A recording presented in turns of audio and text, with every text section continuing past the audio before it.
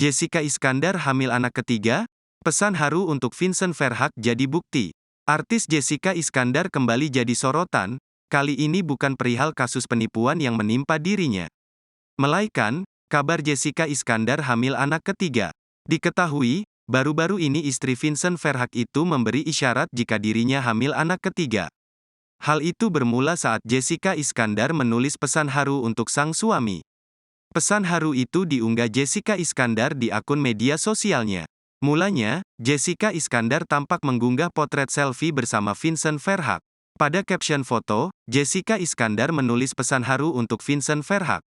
Wanita yang akrab disapa Jedar ini juga mengucapkan terima kasih pada Vincent.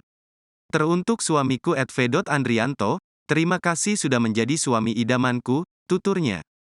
Pasalnya, meski usia pernikahan mereka masih seumur jagung, bagi Jedar Vincent telah berhasil merealisasikan banyak hal. Termasuk salah satunya tentang mimpi Jedar bisa memiliki banyak momongan. Terima kasih sudah merealisasikan mimpi kita punya banyak anak, tulis Jedar.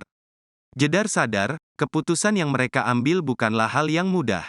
Ada banyak proses yang harus mereka lalui bersama. Artis Jessica Iskandar kembali jadi sorotan, kali ini bukan perihal kasus penipuan yang menimpa dirinya. Melainkan, kabar Jessica Iskandar hamil anak ketiga.